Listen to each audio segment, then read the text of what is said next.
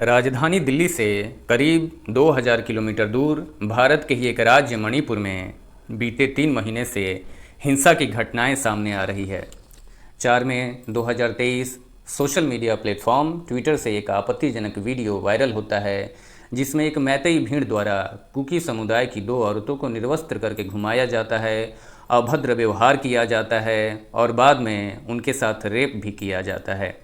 यह वीडियो देश को पूरी तरीके से झकझोर के रख देता है। इसके बाद एक और वीडियो वायरल होता है जिसमें मैतेई समुदाय के स्टूडेंट का कुकी समुदाय द्वारा निर्मम तरीके से हत्या कर दी जाती है। ऐसे अनेकों घटनाएं भी हैं जो रिपोर्ट ही नहीं हो रही है। लेकिन ये जो भी हिंसा आज हो रही है उसका बीज आज से 75 साल पहले मणिपुर के इतिहास में बोया जा चुका था। इसको जानने के लिए हम लोग थोड़ा पीछे मणिपुर के इतिहास में चलते हैं।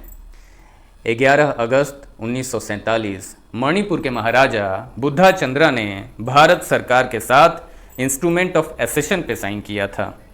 यहाँ तक तो सब ठीक था, परंतु दिक्कतें शुरू हुई जब 15 अक्टूबर 1949 को उन्होंने भारत सरकार के साथ मर्जर एग्रीमेंट पर साइन किया, जिसकी वजह से वहाँ एथनिक वायलेंस की शुरुआत हो गई। आइए अब समझते हैं कि क्यों मर्जर एग्रीमेंट साइन करते ही वहाँ पे वायलेंस स्टार्ट हो गया।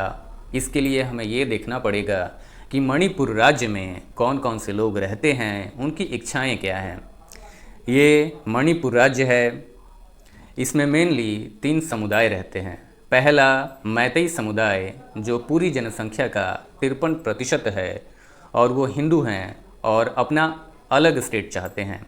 दूसरा नागा समुदाय जो 24% हैं और ये चाहते हैं इनका एरिया नागालैंड राज्य में मिला दिया जाए। तीसरा कुकी समुदाय 16% और ये चाहते हैं कि इनका भी एक अलग स्टेट हो। अब इसकी वजह से वहाँ बहुत सारी पार्टियाँ बन गई, बैंक रॉबरीज होने लगी, गवर्नमेंट बिल्डिंग्स जलाने लगे, चाइना से हथियार भी आने लगा। हालात इतने ख़राब हो गए कि 1980 आते आते मणिपुर को डिस्टर्ब्ड एरिया घोषित करके AFSPA armed force special power act लगा दिया जाता है। जिन्हें अफस्पा के बारे में ना पता हो तो मैं बता दूं कि यह आर्मी को अथाह पावर देता है कि वह किसी को भी बिना वारंट के गिरफ्तार कर सकती है और अगर हिरासत में किसी की मृत्यु भी हो जाती है तो भी सैनिकों को इससे इम्यूनिटी प्राप्त होती है। इसी बीच असम राइफल के एक मेंबर पे एक महिला के साथ रेप का आरोप लगता है। महिलाएं इसके विरोध में न्यूड प्रदर्शन कर देती हैं। एक प्रोटेस्टर इरोम शर्मिला आमरण अनशन पे चली जाती हैं।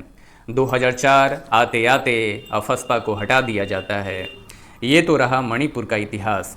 अब आइए समझते हैं कि इन 70 सालों में वहाँ ऐसा क्या बदलाव हुआ कि तनाव और बढ़ता ही चला गया। इसका पहला कारण है ट्राइबल और नॉन ट्राइबल इशू। 1949 से पहले वहाँ पे सब लोग एक समान थे, लेकिन भारत का संविधान लागू होते ही वहाँ के मेजॉरिटी मैतेई समुदाय जो हिंदू हैं उनको नॉन ट्राइबल का दर्जा दे दिया जाता है और कुकी व नागा को ट्राइबल का दर्जा दे दिया जाता है, जिसकी वजह से उन्हें गवर्नमेंट जॉब्स में रिजर्वेशन मिलता है। अब प्रॉब्लम ये हुआ है कि मैतेई समुदाय जो पूरे पॉपुलेशन का 60% है वो वहाँ के 10% एरिया इम्फाल वैली में रहते हैं। चूँकि वो नॉन ट्राइबल हैं तो वो नागा और कुकी समुदाय का 90% एरिया में ज़मीनें नहीं खरीद सकते क्योंकि ये ट्राइबल लैंड है और संविधान इसकी परमिशन नहीं देता है।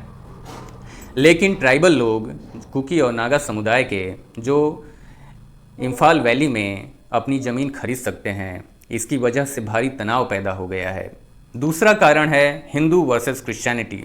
आप खुद इस डाटा में देख सकते हैं कि 1961 में मणिपुर में हिंदी पॉपुलेशन 62% है और क्रिश्चियन 19% हैं, जो 2011 आते आते ड्रास्टिकली चेंज होकर दोनों 41 और 41% हो जाती है, जो एक भारी चिंता का कारण है।